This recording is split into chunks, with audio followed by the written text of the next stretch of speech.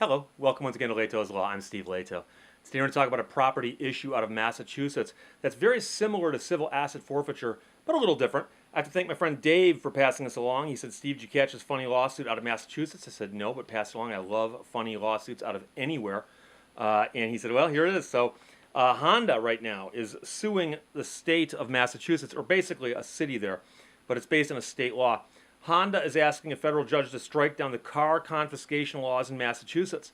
The Japanese automaker's U.S. Car Loan and Leasing Division is being deprived of its property whenever law enforcement officials grab cars that are ultimately owned by Honda Finance Corporation.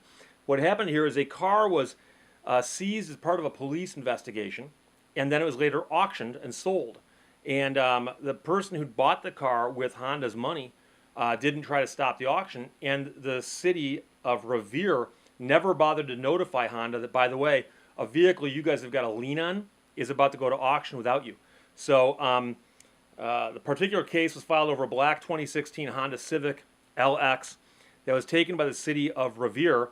The purchaser had gotten the vehicle for $19,000 in 2016 with a loan from the car maker. And the car maker still holds a lien on the title, sort of.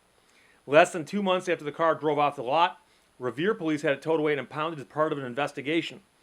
And the police department knew that Honda retained an ownership interest in the car, but let Mario's Towing sell the Civic at auction, and Honda was never notified, and the vehicle was then retitled without Honda's interest being recorded. When Honda reached out to Revere police at the beginning of the year to find out what happened, it received a cryptic note showing a vehicle seizure log accompanied by a handwritten note that said, "I'm sorry, this is all I can give you. We cannot give out police reports."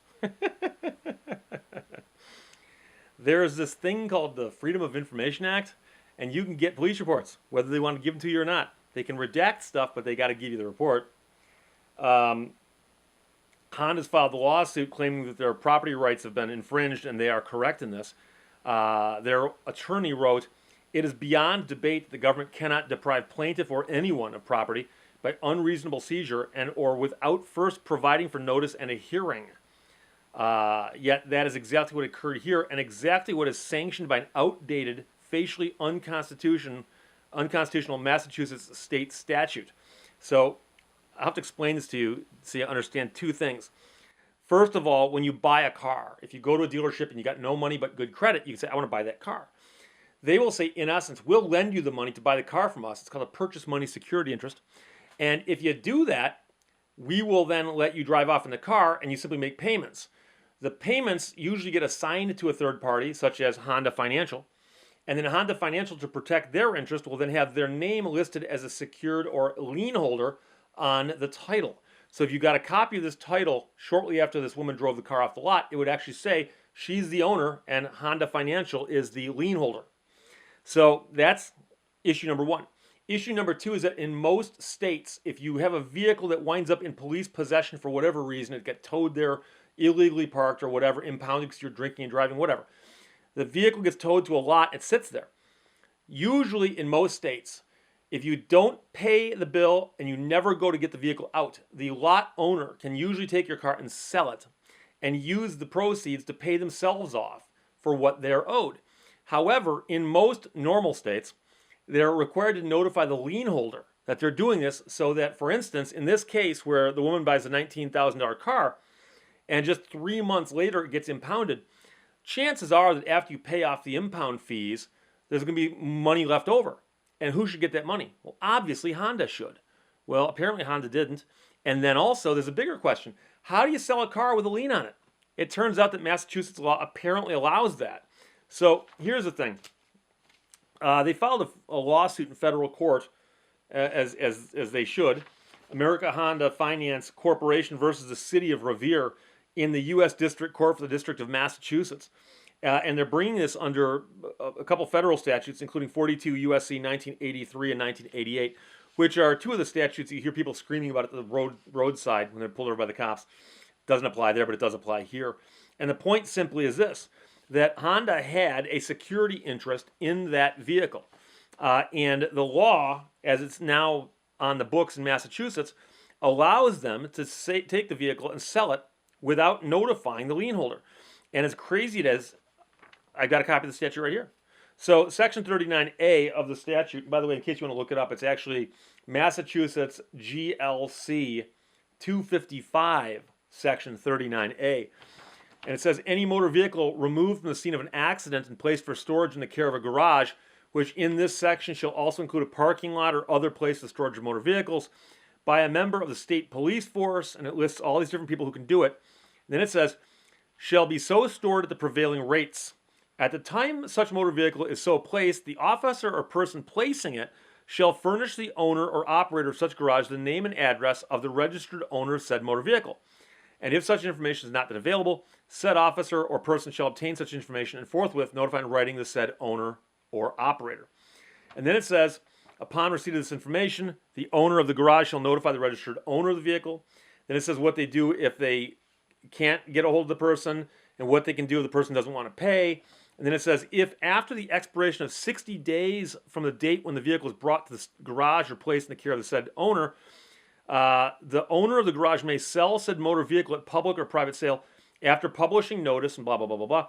And then it says, and shall furnish the registered owner of such motor vehicle a statement of the amount received at such sale, together with the amount of its charges and costs and the balance, if any. But you'll notice it says over and over again, the owner of said motor vehicle, owner of said motor vehicle. Never once says, and the lien holder. So the weird part about this is that apparently in Massachusetts, if a vehicle with a lien on it goes into one of these facilities for storage for whatever reason, it can then get auctioned and have the lien removed.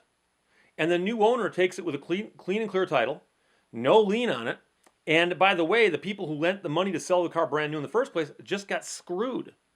And it's a strange law, but it's poorly written. And like I said, it could be fixed by just simply the addition of 3 words. So instead of just notifying the registered owner, it should be notify the registered owner and the lien holder, if any. I guess lien holder and the lien holder, if any. So that'd be 5 words. And so the weird thing is the law in the books as it stands right now would allow this to happen, and that's why they're being sued. Interestingly enough, this appears to be a slam dunk winner for American Honda. I'm surprised that no one else has had this problem before. But the weird thing is that whenever you see a bad law and you're thinking about whether the law should be changed or rescinded or modified or left to stand, you have to ask yourself, does the law make sense? And I know people say, Steve, you've already gone into never crazy land here by asking if laws make sense. But generally speaking, and again, let's be optimists here. Generally speaking, you want laws that are predictable, that make sense, that are efficient, and that generally allow people to do what they need to do to get by, okay? And those are all gross oversimplifications, but they'll make sense in a second. So ask yourself the scheme that we have where I can go into a car dealership with no money and I can simply sign a document and drive out in a brand new car. And all that happened was a third party I never met, because the dealership vouched for me or some credit thing happened where they checked, some third party lent all the money to me to buy this car and drive off with it. And all I did is sign a piece of paper. Okay? People like that idea that you can go and buy a car that easily, even if you can't afford it in that sense. You can't afford to pay cash for it. So if the law in Massachusetts stands, let's suppose that something crazy happens, judge spinning around goes, something, I'm going to leave the law as it is. This law stands. Lenders would be very unwise to lend anybody money to buy anything with a lien on it in Massachusetts, because the vehicle can go through an auction and have the lien removed, or the product can go through an auction and have the lien removed. That's insanity. And so in most states that do this, they're always required to notify the owner and the lien holder, because the lien holder also has a superior interest than anybody else when it comes to these things. So there are a couple of different situations that you could find yourself in where your vehicle is being auctioned against your will.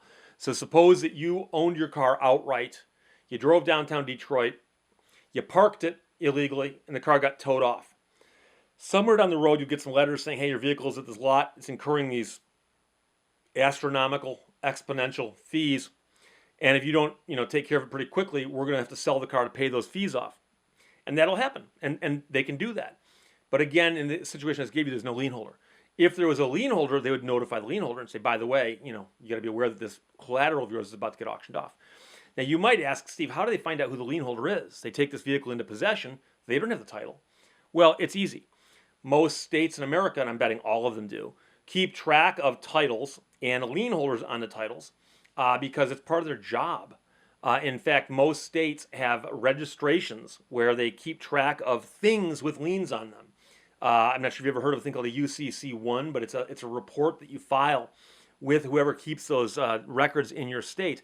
So that if you buy a gigantic piece of equipment and it's going to have a lien on it, you can file that lien with the state so that somewhere down the road, if somebody were to buy this thing at an auction or try to sell this thing at an auction, somebody could double check in Lansing to see if there's any liens on this thing, whatever the thing might be. But everyone knows that's the case with automobile titles. That's very, very clear. Everyone knows that. So the fact that the state of Massachusetts has one department that keeps track of liens and another department's allowed to sell vehicles and disregard the liens and then issue new titles without the liens, if nothing else, you've got two departments that appear to actually be at total odds with each other. Okay, it's an idiotic result. So American Honda deserves to win this case unless there's something crazy about this I haven't seen. But like I said, I read the complaint and I read the statute, and the statute's very clear that the person who's going to auction a vehicle off to get their bills paid only has to notify the owner and does not have to notify the lien holder. That's problem number one. Problem number two is there's apparently a law in the books that says if you buy a car at a police auction, you can then go and get a clean title to it. Okay, but what happened to the lien holder?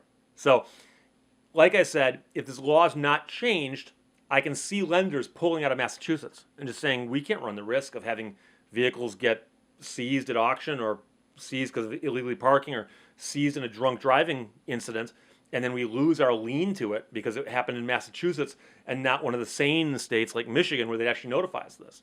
So that would be a problem. So the law needs to change. American Honda needs to win this lawsuit, and I will keep you updated as this progresses as I hear more and more about it. So questions or comments, as always, fire my way. Otherwise, I'll talk to you later. Bye-bye.